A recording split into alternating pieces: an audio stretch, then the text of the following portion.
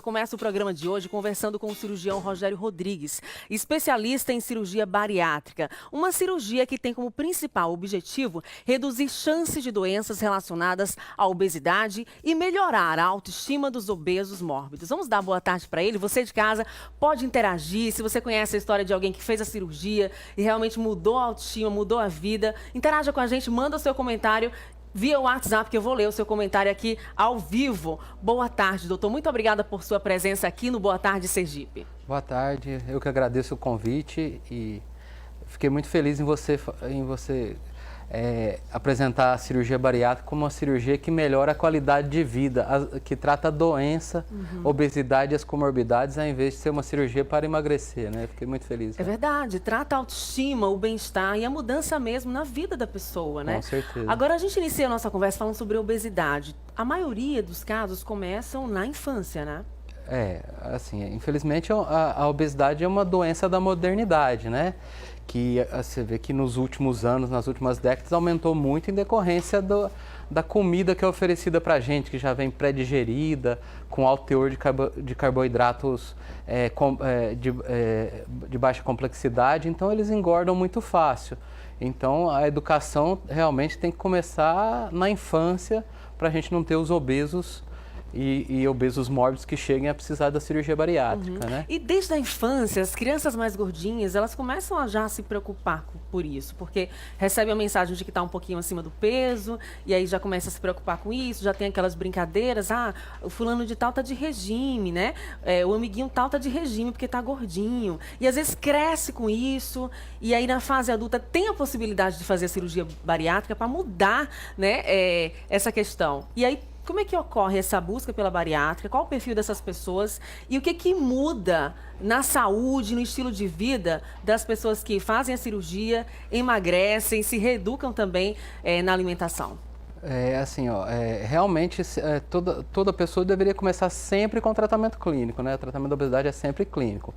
Quando o paciente vai buscar a cirurgia bariátrica, que já esgotou todos os outros recursos que ele foi buscar, né? O tratamento com endocrinologista, nutricionista, psicólogo, tudo isso. Então, a cirurgia bariátrica é somente para o paciente obeso mórbido, né? Aquele paciente que tem um índice de massa corpórea acima de 40 ou acima de 35 com as doenças associadas. Então, assim, a gente tem que pôr para o paciente que é um marco na vida dele. Olha, esse é o último recurso que nós temos para te ajudar. Então, não adianta a gente te operar e você continuar com os hábitos antigos. Né? Nós temos que mudar os hábitos também. Após a cirurgia, o que acontece com o estômago de uma pessoa que faz a cirurgia? Porque todo mundo costuma comentar, reduz o estômago, então você começa a sentir menos fome. Após a cirurgia, muda-se tudo, o comportamento na hora de comer. E fora os comentários, né? Nossa, como emagreceu, como tá mais bonito ou mais bonita, como mudou fulano de tal.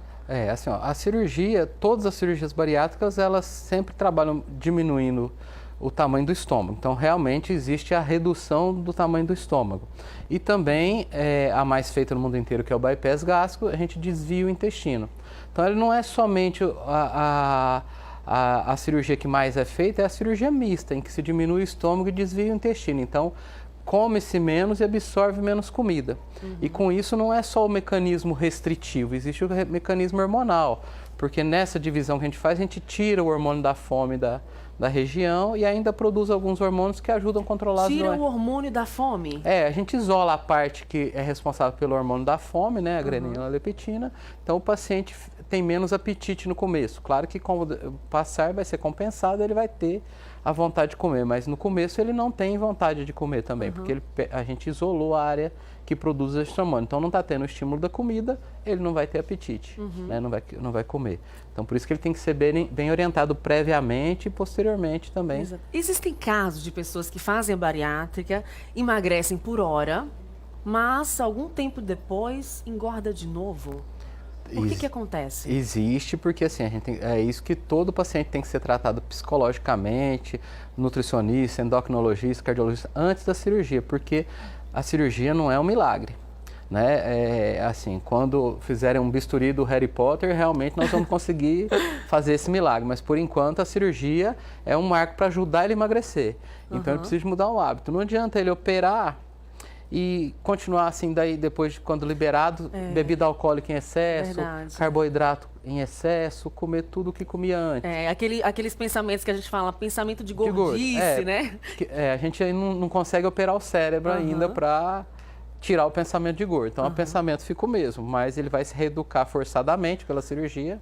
Pois é, existem várias histórias assim. Você já enviou seu comentário? Quero receber seu comentário. Você é dos 4 cantos de Sergipe. O que está achando do programa de hoje? Comente e interage que eu vou ler o seu comentário durante o programa. Agora, enquanto você vai enviando as suas mensagens, vamos conhecer a história de Arthur Pinto, que já chegou a pesar mais de 170 quilos e conseguiu perder muito peso com a cirurgia e também com muita determinação. Um jovem atleta, praticante de várias modalidades, até que... Experimentei praticamente todos os esportes, meu pai sempre me incentivou isso. E na adolescência comecei a fazer jiu-jitsu, jogava bola salão, surfava. E chegou um certo momento, mais ou menos com 22 anos, eu tive uma lesão no tornozelo que me tirou da ativa por pelo menos um ano. Foram 7 meses sem tocar pé no chão e alguns meses de fisioterapia. E depois disso eu não senti mais firmeza. E com sedentarismo e maus hábitos alimentares, o Arthur conseguiu pesar mais de 170 quilos. Era difícil caminhar e fazer atividades básicas do dia a dia. O diretor de fotografia diz que não suportava mais o próprio peso. Alguém de fora fala e você não aceita. Mas meus familiares, minha noiva, minha sogra, principalmente minha mãe, eles sempre me incentivaram. Já tem algumas pessoas na minha família que fizeram bariátrica, mas eu tinha medo, muito medo ainda da anestesia, de todo o processo cirúrgico, né? Porque não é uma operação simples. Mas chegou um ponto que eu precisava fazer, que senão eu ia chegar a correr risco e, quem sabe, morrer. Dedicado, o Arthur faz todas as séries com precisão, atento a cada detalhe. Ele executa os movimentos com a tática digna de um atleta. Uma conquista, um caminho percorrido, uma luta vencida contra a obesidade. Logo quando eu recebi alta da bariátrica, eu comecei no CrossFit, né, que é um exercício muito bom, uma prática que dá condicionamento físico. E com isso, né, hoje pedalo, surfo, participo de corridas de rua e mudou, né, mudou minha vida completamente. Gente, olha só que exemplo de superação. Quando a gente estava aqui filmando, acompanhando, ele realmente não para não, viu? É de imaginar tudo que esse homem já passou para chegar até esse resultado. Professora Kátia, me conta como é que é ter esse aluno aqui. Então, ter esse aluno aqui, na verdade, é fundamental. Alunos como esse traz para os outros demais alunos a demonstração de que você pode superar, que você pode se desafiar cada vez mais. Está aí o Arthur que veio para mostrar realmente que o desafio foi cumprido com muito rigor, com muita determinação. Isso é muito importante. Com 100 quilos a menos e uma vida nova cheia de atividades esportivas, Arthur virou um grande exemplo de superação. Uau, que grande exemplo de superação. Aqui a gente tem 2 exemplos também de superação além do Arthur, que é o Diego Bittencourt, que já foi bem gordinho, eu conheci ele nessa época, mas fez a bariátrica também. E tem o Joel, que é colaborador aqui da emissora, que está aqui no estúdio também, que está se identificando com o assunto. Mas o Arthur, esse exemplo de superação, está aqui ao vivo no Boa Tarde Sergipe, para a gente conversar mais um pouco e dar os parabéns para ele. Pode entrar, Arthur, seja bem-vindo ao estúdio do Boa Tarde Sergipe, contando essa história de superação, determinação e mudança de hábitos, né? Hoje você enfrenta aí não mais a obesidade, mas sim uma rotina de exercícios e, enfim, uma mudança no estilo de vida. Bem-vindo. Obrigado, boa tarde. A mudança de vida é contínua, né? Eu mudei os hábitos e continuo lutando para não voltar aos hábitos antigos, né? É uma luta diária. Agora, como é que era a sua vida com 170 quilos? Você é diretor de fotografia, o que dificultava isso na sua vida? Para trabalhar, para se relacionar, como é que era assim? Então, era bem complicado, né? Nessa área que a gente trabalha com audiovisual, né? Então, a gente precisa muito de mobilidade, de caminhar, se abaixar, levar equipamento, lidar com toda essa questão de gravação, né? E no peso que eu estava, no nível que eu estava, eu já não conseguia desempenhar o meu trabalho direito, né? Uhum. E fora as sentia? dores. Muitas dores. Tomava relaxante muscular para acordar e para dormir. Uhum. E a questão do preconceito, por exemplo, na hora de paquerar, como é que era? Sentia dificuldade por excesso de peso, a autoestima? Olha, na verdade, assim, a pessoa quando é obesa, então eu acho que ela se acomoda também na questão do relacionamento social, né? Então a gente acaba aceitando as coisas. Mas, na verdade, no fundo, a pessoa se incomoda, né? Eu me incomodo, né? eu sofria com restaurante. Você chegava no restaurante, hoje a gente conta engraçado, mas é muito complicado. Chegava no restaurante, você não sentava numa cadeira de plástico. Porque as cadeiras são feitas geralmente para pessoas magras, né? Normais, né? Então, tidas e faladas como normais. Então acabava que tinha todo aquele constrangimento do garçom se levantar para trazer uma cadeira de madeira, outra cadeira, bota duas, né? Fora outras coisas. Tem uma questão mesmo de exclusão social aí, né? É. Agora, essa questão do peso, foi desde a infância? Como é que eram os seus hábitos alimentares? Então, eu sempre fui um gordinho, né? Uma criança acima do peso. Mas era genética? De família. Os dois lados da família tem algumas pessoas obesas. Eu já sou, acho que, o 6º operado da família. Mas assim, eu sempre fui uma criança um pouco acima do peso, mas muito ativa. Entendi. Sempre joguei bola, sempre andava de bicicleta, frequentava Mas ainda clube. assim era difícil. Era muito difícil. Sentia muita fome? Como é que era assim?